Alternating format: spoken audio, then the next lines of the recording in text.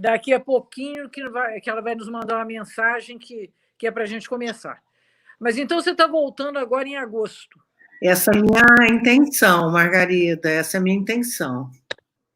Nós agora estamos ao vivo, beleza. Oi, gente, tudo bem? Bom dia, já quase boa tarde, né, para nós aqui. Estamos tendo o prazer enorme de receber hoje na nossa live a nossa ministra, Tereza Campelo, uma das maiores autoridades mundiais hoje no combate à fome, no combate à miséria, uma mulher da qual nós, todas mulheres brasileiras, nos orgulhamos. E eu queria dizer a importância dessas lives que a gente está fazendo.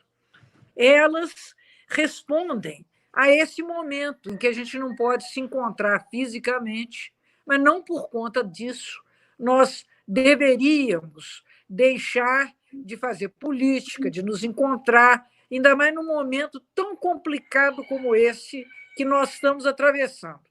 Tereza, dá um alô para nós aí da Inglaterra, onde você se encontra. Explica para nós onde é que você está aí. Ah, querida deputada Margarida, uma alegria enorme estar falando contigo.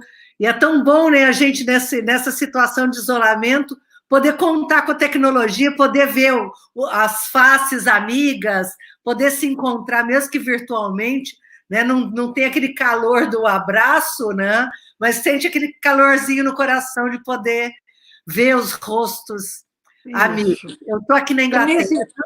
Nesse ponto, a tecnologia nos ajuda bastante. Muito, né? muito, nossa. E eu aqui na Inglaterra, eu já estava ambientada, porque eu estou aqui há quase 2 anos já. Eu vim para cá a convite da Universidade de Nottingham.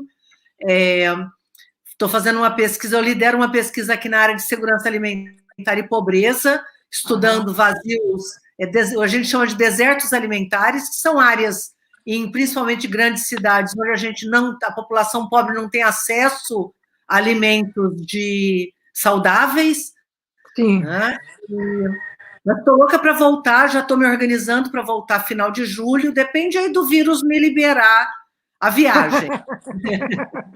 Esse vírus dificultou demais a nossa vida, né? A vida. Porque, veja só, nós aqui no Brasil, além dessa crise tremenda que é a pandemia, para usar a expressão do nosso querido Fernando Haddad, nós, além de termos que enfrentar o vírus, ainda temos que enfrentar o presidente da República, né? O verme. O verme.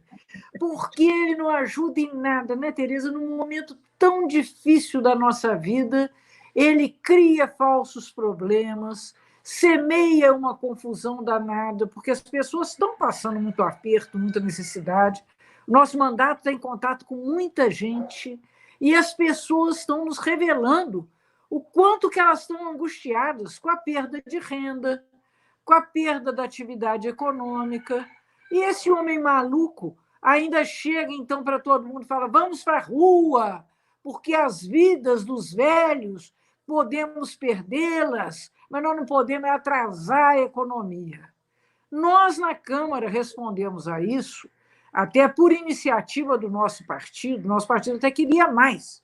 Nosso partido queria criar uma renda mínima emergencial de um salário mínimo, porque, afinal de contas, o salário mínimo é o mínimo, né? Mas acabou que nós derrotamos a proposta do governo, que era uma proposta indecente, de oferecer R$ 200 para cada pessoa, e como nós construímos, é possível até que uma família receba R$ 1.200, se houver 2 pessoas nas condições que o projeto descreve. Eu queria, Tereza, como uma autoridade nesse campo, que você nos dissesse como é que você vê esse programa e como é que você acha que a gente deve levá-lo adiante. Margarida, olha só, eu acho que o Partido Trabalhador, junto com as oposições... Alô? Alô, está me ouvindo? Ué. Eu estou aqui, sabia? Está me ouvindo? Voltamos. Está me ouvindo? Olha só, eu acho que vocês, nossos parlamentares, e os partidos de oposição em geral, que a gente tem que tentar trabalhar muito junto com uma frente, né? Não adianta estar sozinho nesse momento, tem cumprido um papel fundamental, apesar de a gente, pouca gente saber que todo esse esforço, né, que acabou gerando uma aprovação de uma renda básica emergencial para a população, foi resultado de uma iniciativa nossa. Eu tive até a oportunidade de ajudar a redigir lá no comecinho das discussões. Então, nós estamos fazendo, acho que, um trabalho... Isso.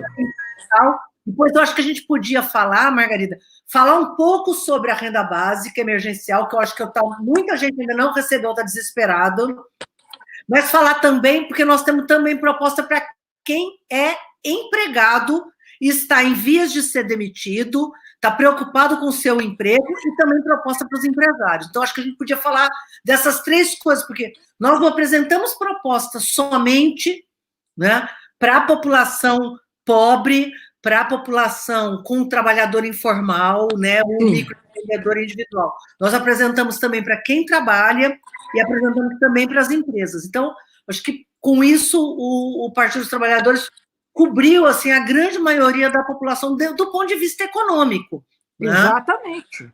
E isso é exatamente importante, porque destrói esse mito de que nós não estamos preocupados com a economia, como se fosse possível dissociar saúde e economia, ganho, renda, emprego.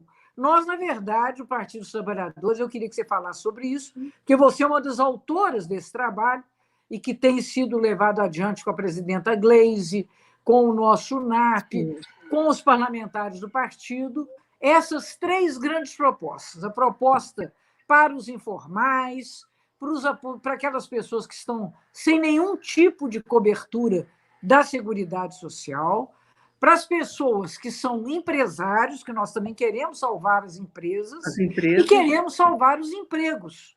Então, nós temos proposta em todas essas áreas e eu gostaria muito que você pudesse explicá-las para todo mundo que está nos ouvindo. Margarida, eu acho que o fundamental, isso que você falou, não tem... nós temos uma opinião oposta à do governo. O governo está colocando ou a economia ou a saúde. E nós estamos dizendo os dois. E só tem um jeito de atender os dois. Né? Não tem essa solução. Vai para a economia e a saúde que se lasque. Porque, na verdade, se a gente abrir a quarentena agora, as mortes virão, a doença virá, a calamidade pública virá e a economia vai para o brejo de qualquer jeito. Então, quando a gente diz vamos enfrentar os dois, né, vamos suportar a saúde, dar condições para que a saúde possa atravessar essa fase aguda e, ao mesmo tempo, vamos manter as famílias em casa e, para que isso aconteça, tem que ter renda. Então, nós apresentamos três grandes propostas. Né? A primeira delas, que é a que já foi aprovada, não exatamente o que a gente queria, mas muito parecido com o que a gente apresentou no núcleo de economistas do PT e foi depois trabalhado pela frente de oposição, né?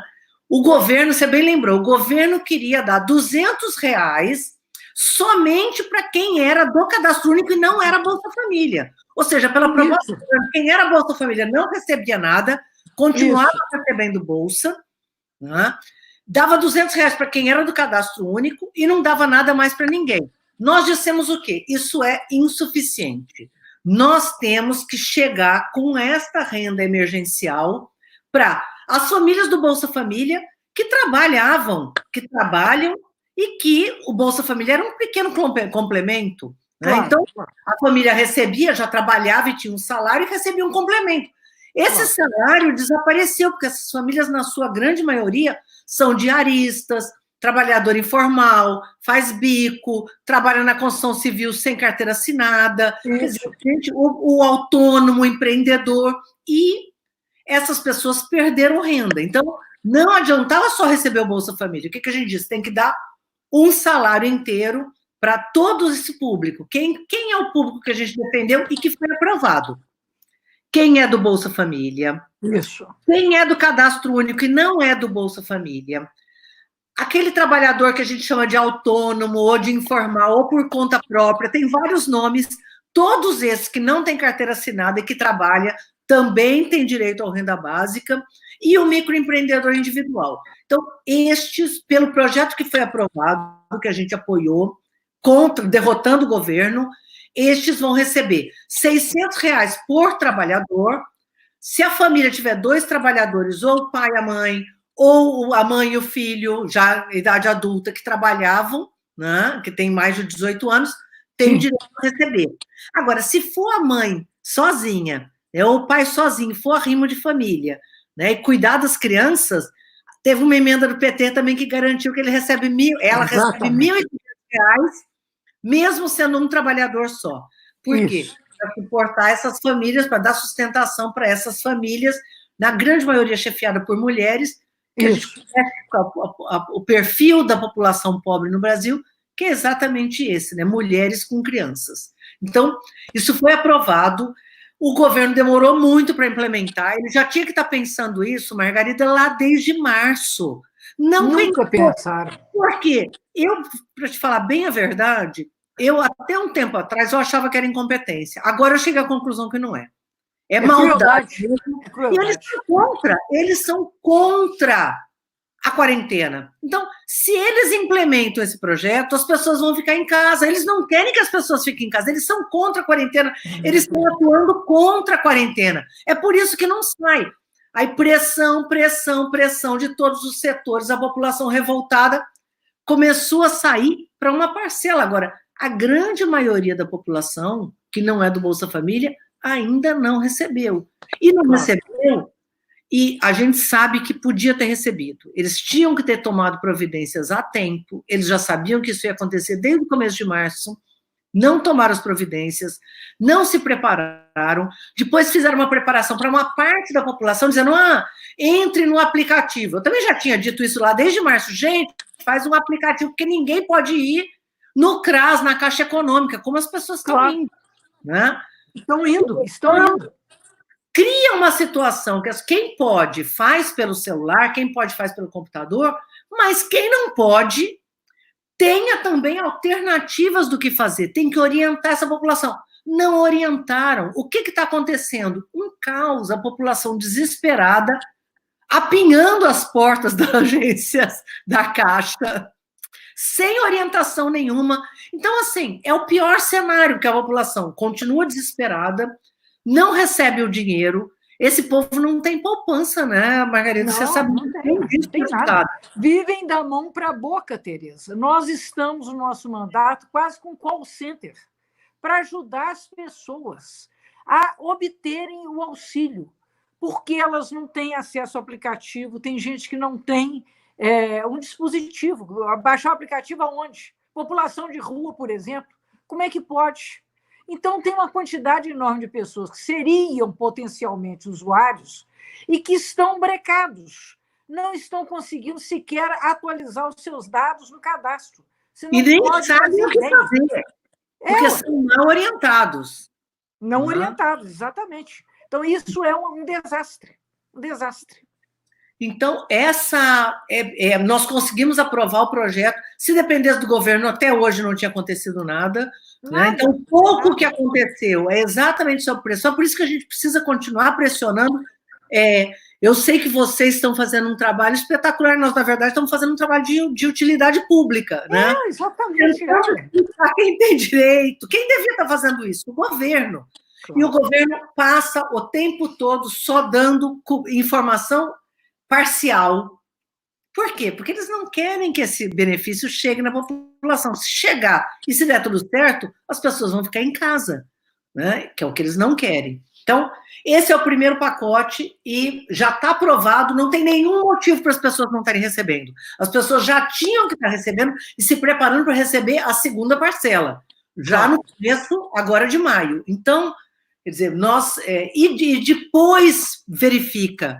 Eu tenho falado muito, deputada, eu acho que é importante a gente poder aproveitar isso.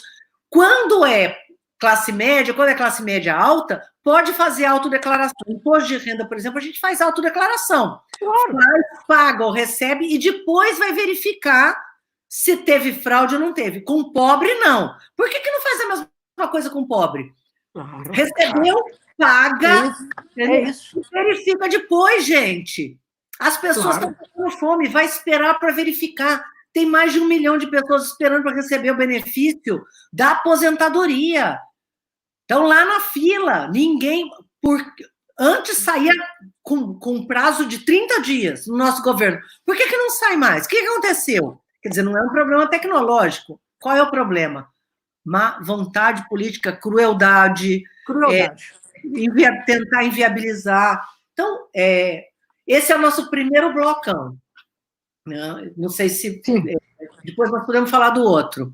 Não, eu acho que nós devíamos falar do outro, porque eu acho que essa informação que você está passando é muito útil para todos nós, inclusive para a gente poder conversar com as pessoas. Nós todos estamos precisando de discurso, precisamos de argumentos para levar para as pessoas que estão desesperadas, que estão desalentadas. Então, nós precisamos explicar, por exemplo, qual é o papel que nós, do PT, estamos desempenhando aí. Infelizmente, nós não somos governo. Se fôssemos, o dinheiro já estava pingando na mão das bolsas dos outros. Exato. A outra questão que é absurda, então o governo tinha apresentado aquele projeto de fome dos R$200, que pegava somente 13 milhões de famílias. Nós estamos com esse projeto, nós vamos pegar mais de 100 milhões de pessoas, certo? Então o projeto assim, não tem nem comparação com aquela proposta de fome que o Paulo Guedes e o Bolsonaro tinham apresentado. Então, isso era para quem? Para os informais, para o cadastro único, para o Bolsa Família, para microempreendedor individual. Mas também se encontra numa situação dramática e com uma insegurança enorme aquele trabalhador com carteira assinada. Por quê? Porque uma parte grande do comércio fechou, né? Só é para funcionar somente o quê? Serviços essenciais de alimentação, então supermercado, mercadinho, a quitanda, né? Cada lugar tem um nome no Brasil, né? E farmácias, serviços, né, na área de saúde. As demais áreas, cabeleireiro, lavanderia, todo comércio de roupas, calçado, serviços gerais. Restaurante de comida, aquilo. Restaurante. A maior parte dos serviços fechou. E aí, esse trabalhador está, na verdade, também se sentindo completamente desprotegido. O governo, na linha das maldades, Margarida, você sabe muito bem que você está lá dentro, viu isso acontecendo, o governo primeiro, há quase um mês atrás, apresentou uma proposta que ele suspendia o contrato, permitia que as empresas suspendessem o contrato e deixasse o trabalhador sem salário por 3 meses. Que é inacreditável, gente. Inacreditável que eles tenham feito isso. Chega a você achar que é mentira. Eles, aliás, disseram que tinha sido por engano, né? Foram mal interpretados. Alguém escreveu errado. Gente, pelo amor de Deus. Então, a reação foi tão grande que eles tiveram que retirar esse projeto e apresentar um outro, que também é um absurdo. O que eles propõem? Eles propõem reduzir a jornada de trabalho com redução de salário. Gente, não é para reduzir jornada, é para as pessoas ficarem em casa, é até criminoso falar em reduzir jornada. Não, ao invés de você trabalhar no restaurante 8 horas, você vai trabalhar 6 horas. Bom, você vai sair de casa, vai pegar metrô, vai pegar ônibus, vai se contaminar, vai contaminar sua família, vai contaminar teu colega de trabalho. Gente, é para ficar em casa. Qual parte de que é para ficar em casa eles não entenderam? Não. Aí a proposta é redução de jornada ou suspensão do salário. Então, a redução da jornada é criminosa, não deve acontecer, e o empresário pode suspender o contrato, e aí o trabalhador cai no seguro-desemprego, que é o que a maioria das empresas vai acabar fazendo. É exatamente o que estão fazendo. Que é o que estão fazendo. É muito ruim isso pelo seguinte: primeiro, uma parte grande dos trabalhadores vai ter uma perda salarial enorme. Claro. Então, todo mundo que ganha mais do que R$ 1.800 vai ter redução de salário. Se ganha 3 mil, vai ficar com 1.800, se ganha 4 mil, vai ficar com 1.800. Então, reduz para todo mundo.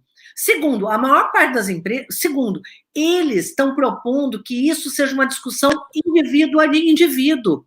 Isso também é criminoso, porque o empresário pode virar e falar, não, eu vou manter esses 10 empregados aqui, ou esses 3 empregados que são mais estratégicos, e o resto eu demito e contrato depois, se me interessar, se, né, dependendo de como tiver a economia, tudo mais. Claro. Durante esse período, as pessoas vão estar completamente a descoberto. Então, reduz o salário do trabalhador, permite mandar embora um tanto e preservar só aqueles que ele considera mais estratégicos, ou manda embora todo mundo, né?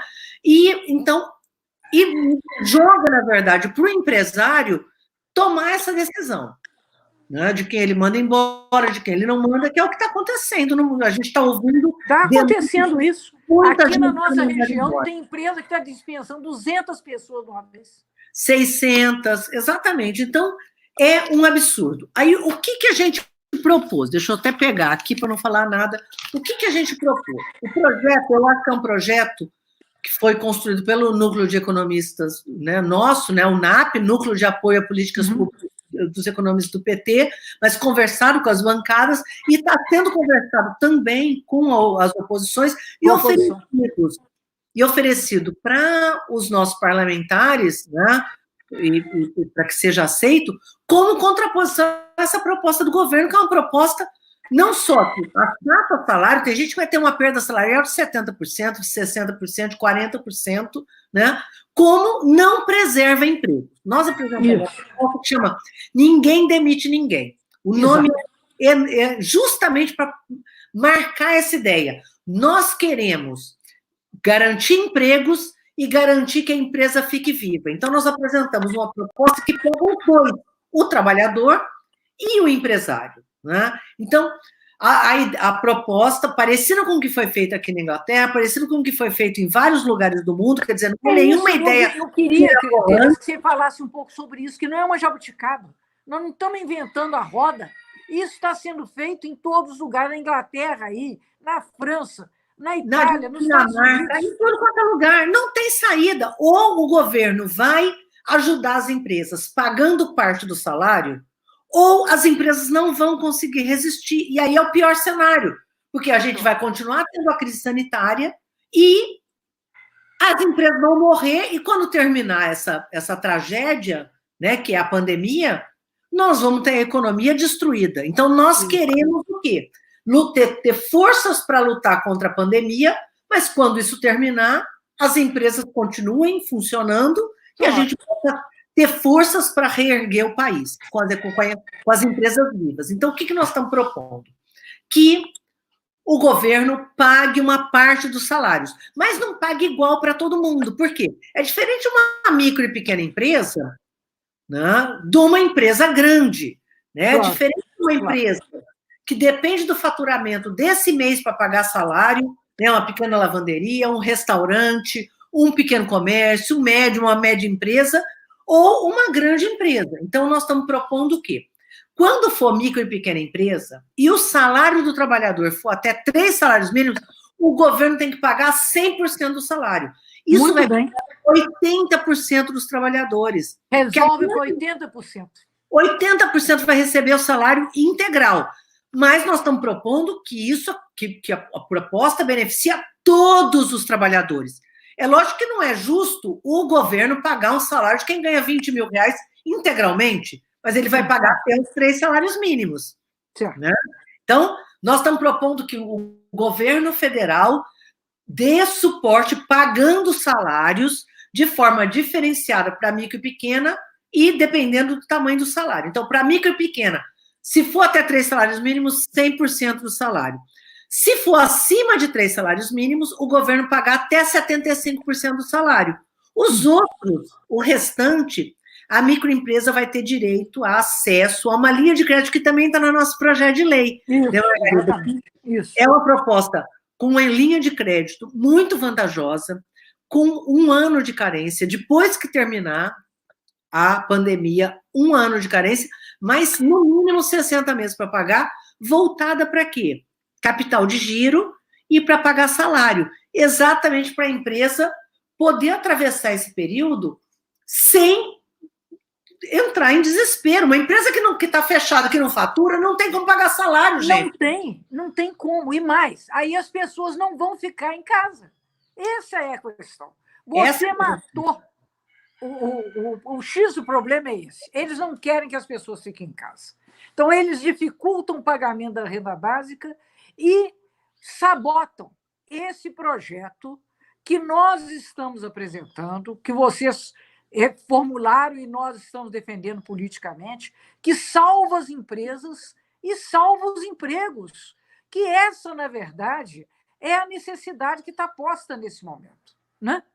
Exatamente. Então, nós, com esses dois grandes blocos, nós pegamos toda a população informal, toda a população de baixa renda, com o renda básica emergencial, e pegamos todos os trabalhadores que estão na ativa, portanto, nós estamos falando de gente com carteira assinada, garantindo a grande maioria do salário, 80% dos trabalhadores recebe integralmente o salário pago pelo governo, mas todo mundo vai receber ou até 3 salários mínimos, ou uma parte do salário pago pela empresa. Sim. Se for uma grande empresa, tem que pagar pelo menos mais a metade do salário. Então, eu acho que com isso a gente está cobrindo não só, principalmente micro e pequena empresa, mas todas as empresas estão garantidas, com uma linha de crédito, olhando para que essas empresas possam ter um longo prazo para se planejar e se reorganizar. E daqui a um tempo, que a gente espera que seja rápido, né? Se a gente conseguir manter a população em casa, como a maior parte dos países está fazendo, fique em casa esse período de forma assim muito radical, certo? Só sai de casa setores voltados à alimentação e saúde. Se a população ficar em casa, nós evitamos que a gente tenha esse pico e essa tragédia com uma mortalidade enorme, que é o que está prestes a acontecer no Brasil, infelizmente.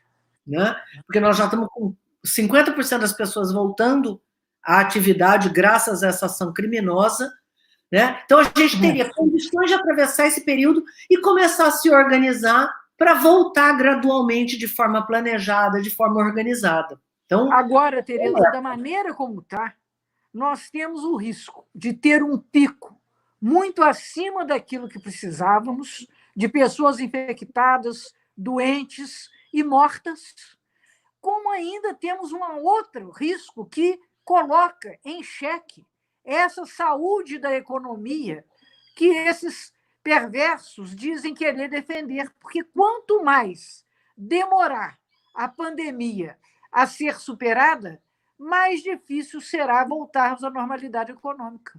Com certeza. Então, uma coisa alimenta a outra. Isso não é apenas uma crueldade, é uma crueldade e uma burrice. Porque, de fato, nós estamos devastando a nossa possibilidade de recuperação próxima. Não é? E é interessante pensar também do ponto de vista econômico, e isso o empresário sabe disso. Eu realmente não consigo entender. Se a gente conseguisse garantir esta base de renda operando, que é uma renda básica emergencial, e o salário para os trabalhadores, isso manteria um mínimo da economia funcionando. Qual economia? Exatamente esses setores de alimentação, setores de saúde funcionando, né? Os empregos na área industrial, quer dizer, o governo ele tinha que estar atuando com a renda básica, gerando emprego e fazendo 2 outras coisas fundamentais que ele não está fazendo, que é fazendo a conversão industrial. Tem empresas que podiam estar, neste momento, deixando de produzir o que elas tradicionalmente produzem e produzindo máscara, produzindo respirador, produzindo equipamento de saúde, produzindo equipamento de segurança de saúde, né? E garantindo a área de abastecimento. Né? A gente já tinha que estar se planejando, porque agora a gente não está tendo problema de abastecimento ainda, mas em alguns lugares começa a ter, mas logo, logo nós vamos ter. Por quê? Porque não adianta dizer que o grande supermercado não vai ter problema. A venda lá no bairro, a venda na favela, a venda nas comunidades, né? O mercadinho, ele se abastece dos grandes. Agora, quem vai garantir que isso funcione bem? Né? Tinha que ser o governo garantindo toda essa lógica de abastecimento. Eles não estão fazendo isso. E os 2 grandes programas que nós criamos no Brasil, deputado, me permite só lembrar disso. Por favor. Né? Tem muita gente que acha que que foi o Bolsa Família que tirou o Brasil do mapa da fome. Não foi. Bolsa Família foi um dos pedaços, né? Foi a geração de emprego, né? 20 milhões de empregos, foi o salário mínimo. Exatamente, foi o salário mínimo, claro. Né? Foi o fortalecimento da agricultura familiar e foi a merenda escolar de qualidade. O Programa Nacional de Alimentação Escolar existe lá desde a época do Getúlio Vargas, mas ele melhorou muito desde o começo do governo do presidente Lula, porque a gente começou a discutir. Tem que ter comida na escola, não pode ser só lanche, não pode ser biscoito com um copo de suco, ou de aqueles leite cor-de-rosa que batia. Você é professora, né? Você lembra aquele leite cor-de-rosa? Eu tinha um leite cor-de-rosa que distribuiu na escola pública que eu estudei na época, que era a coisa mais horrível que existia, doce, horrível. Não, tem que ter comida, fica arroz, feijão, carne, fruta, verdura, né? A suspensão das aulas tirou essa oportunidade dessas crianças, são 40 milhões de crianças sendo alimentadas no Brasil. Então, nós temos duas grandes frentes que davam essa sustentação de segurança alimentar, que era o Programa Nacional de Alimentação Escolar e os programas de transferência de renda. Agora, a transferência de renda tem que dar sustentação a isso. Né? O governo tinha que estar entrando com outras frentes, coisa que ele também não está. E não é só incompetência. Ele não está preocupado com competência, ele não está preocupado em garantir que a caixa funcione. Nós temos estrutura. Essa é a sorte nossa. Ainda é o legado do CAD único, de ainda termos um banco como a Caixa Econômica, temos o SUS, que nesse momento estão nos amparando nessa imensa aflição. O Sistema Único de Saúde, que tantas vezes é bombardeado, tinha um monte de problema, tinha que melhorar muito, tinha que avançar muito, mas veio avançando, né? Nós estamos construindo o Sistema Único de Saúde desde a Constituição Federal. Então, é um processo, mas é o maior sistema em termos de pessoas do mundo, né? Aqui na Inglaterra tem acontecido uma coisa espetacular, porque a Inglaterra tem um Sistema Único de Saúde também. Exatamente. O NHS, né? O NHS é um patrimônio, todo mundo reconhece aqui, porque todo mundo usa. Ninguém tem sistema privado aqui, a classe média usa, e é o que funciona. E tem fila, tá? Você não entra lá e chega e não tem fila, não, só porque é país do primeiro mundo. Você entra, se for uma coisa de emergência, você é atendido emergencialmente, se não for, você vai para a fila e fica esperando. Eu fiz uma cirurgiazinha, tive que tirar um carocinho aqui, que era uma coisa benigna, mas entrei na fila, tive que esperar, tive fila e fui atendida perfeito, mas fila. Né? Tudo bem, se tem fila, mas tem atendimento, gente. Tem atendimento de primeiro, exatamente. E funciona por quê? Porque todo mundo usa e todo mundo valoriza. E vinham tentando desmontar o NHS aqui também, como estavam tentando fazer no Brasil, privatizar. Isso mesmo. Agora, o NHS não só é aplaudido todos os dias, como o primeiro-ministro que foi atendido, ficou doente, teve coronavírus, foi atendido no NHS, veio a público dizer que quem salvou a vida dele foi o NHS, e agora esse assunto de privatizar o NHS, eu acho que desapareceu pelos próximos 30 anos. Né? Então, eu espero que a população também se dê conta da importância de ter um sistema que funciona. As pessoas não sabem, por exemplo, a Fiocruz é parte do Sistema Único de Saúde. Claro. Né? Então, por que você tem vacina no Brasil, universal? Por que você tem um sistema de transplante que é referência no mundo? Como que você tem... Quem está fazendo teste no Brasil? Né? Quem está produzindo os testes? Que se tivesse investido mais, estava produzindo muito mais. Teríamos muito mais facilidades. Eu acho que isso que você está dizendo é fundamental, que se nesse momento de aflição nós não, pelo menos, aprendermos o que é importante, que não é possível numa sociedade, mesmo uma sociedade muito mais equilibrada, como é a sociedade inglesa, você precisa de Estado. Agora, imagine, numa sociedade como a brasileira, tendo os índices mais vergonhosos de desigualdade social no mundo, se nós podemos prescindir das políticas públicas. Então, pelo menos essa lição nós tínhamos que tirar. Eu acho que essa vai ser, infelizmente, a grande... Vamos passar por essa tragédia infeliz, mas eu acho que vamos ter essa curva de aprendizagem da importância do Estado. Então, você fica, o Estado grande ou o Estado pequeno? Gente, é um Estado necessário. Claro, depende do tamanho do país, do tamanho da desigualdade, né? E aqui, que é um Estado liberal, o Estado que é o berço do liberalismo, né? claro. Quem está dando sustentação é o Estado, seja gerando, né, pagando salários, seja garantindo o funcionamento do NHS. E eu recebo aqui todo dia no meu telefone: fique em casa, você tem que ficar em casa, né? E a população em casa atendendo. Então, e muito... nós aqui estamos, você não pode imaginar, mas ontem, por exemplo, tivemos o desfile da irresponsabilidade, pequenos grupos de pessoas em carrões importados, carrão bonito mesmo, mandando os outros ir para a rua. Eles dentro do carro. E os pobres para ir para a rua, para trabalhar para eles, que, aliás, é uma coisa outra curiosa para se descobrir, porque parece que o trabalho não tinha importância nenhuma. Mas agora que os trabalhadores precisam de ficar em casa, olha que coisa interessante, o capital quer que os trabalhadores gerem riqueza, porque sem gente não tem economia. Essa é uma descoberta tão básica, mas que precisa de ser martelada para que as pessoas compreendam que é de uma coisa só que se trata, é o direito à vida. E o direito à vida, é claro, implica direito à renda, direito à alimentação, direito ao trabalho, todos os direitos pelos quais nós fizemos tanto nos nossos governos, fizemos tanto com a participação de uma pessoa bacana, feito a ministra Tereza Campelo, que hoje está dando essa aula aí para nós. Coisa boa.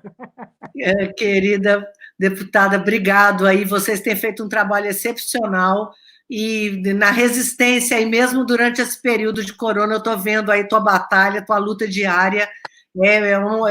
Uma felicidade nesse momento estar podendo contar com uma bancada tão qualificada e com o teu trabalho. Obrigado demais, viu, Margarida? Conte comigo. Eu estou contando mesmo. Se eu precisar mais, eu vou recorrer, bater nessa porta inglesa aí, brasileira da Inglaterra. E você é mineira, né, Tereza? Não, na verdade, eu sou do interior de São Paulo. Mas eu estudei em Uberlândia. Então eu morei em Uberlândia, militei em Uberlândia, fui fundadora do PT em Uberlândia. É mesmo? Então, tem uma parte da minha vida aí. Opa, então está vendo? Nós mineiros também ficamos orgulhosos com isso. E eu quero dizer a todas vocês e a todos vocês que nos acompanharam, nós recebemos muitas mensagens de satisfação por estarem ouvindo uma mulher tão qualificada, falando sobre coisas tão importantes, mensagens em que as pessoas ressaltam que esse momento é de luta, luta em favor da vida. Nós não podemos abrir mão, acho que é muito importante, por exemplo, anunciar ainda, nesse momento, que, como em outros lugares, você falou em linha de crédito, o Banco Central devia estar praticando juros zero, né, Tereza? Exatamente. Não, e é possível, é inacreditável que o governo continue contando centavos no meio dessa tragédia. Né? Conta centavo para pobre, né? Porque quando é para rico, é rápido que sai e não conta centavo nenhum, né? Conta os milhões. Os bilhões, né? Para liquidez foi direto, sem problema, 1 trilhão e 200 bilhões de reais. Agora, esses 6 centinhos, nossa senhora! Alguém falou aí, ressaltando, reforçando o que você disse. De fato, não se acredita na palavra de pobre. Podíamos estar trabalhando também com autodeclarações e depois verificar se a pessoa, por acaso, está cometendo algum tipo de fraude, que ela tenha o seu benefício suspenso. Agora, já tem que pagar, as pessoas estão passando fome, gente. Essa que é a realidade. Então, nunca se confia nos pobres, sempre se desconfia, sempre se aposta que o pobre tem problema de caráter, porque desconfiar da pessoa por conta da situação social é atribuir a quem tem dinheiro uma nobreza de caráter e que para quem não tem uma pobreza de caráter, que é uma coisa que é um problema genético, na opinião deles, né? Então, nós não aceitamos isso, não é assim que o Estado pode atuar, tem outras formas de atuar, e eles não fazem porque não querem. Não é só incompetência, tem incompetência também, mas não acreditam no Estado e não querem fazer. E eu acho, deputada, que a gente tem que começar agora a bater nessa tecla, porque agora tem um monte de gente que virou a favor de que o Estado gaste. Menos o governo federal. Mas tem um monte de economista, gente que achava um horror, que falava em déficit público, a pessoa, nossa, chegava a passar mal. Agora todo mundo acha que é importantíssimo. Que bom. Só que não pode ser daqui a 3 meses, quando essa pandemia terminar, as pessoas dizerem, não, agora é austeridade de novo. Não. Nós temos que compreender definitivamente a importância do SUS, a importância do Sistema Único de Assistência Social, que tem o cadastro único, mas não é só o cadastro único, né? A importância do sistema de educação. Dizer, o Brasil tem sistemas que funcionam, né? E que vêm sendo construídos, né? Há tempo, que é o que tem nos dado sustentação e é o que nos ajuda a reduzir esse nível de desigualdade. Então, nós temos que bater nessa tecla para que, logo que terminar essa tragédia, não venha aquele blá, blá, blá da austeridade de novo. Não. É um Estado... austeridade não, precisamos de responsabilidade. Responsabilidade política, responsabilidade social.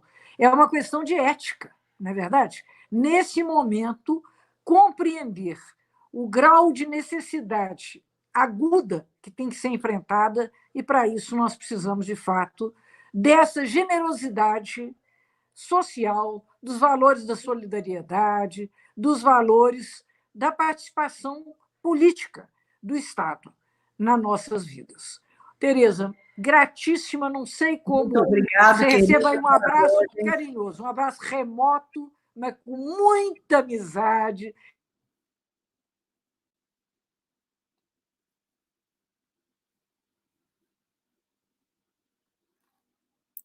Obrigado, Margarida. Tudo de bom para vocês. Contem sempre comigo.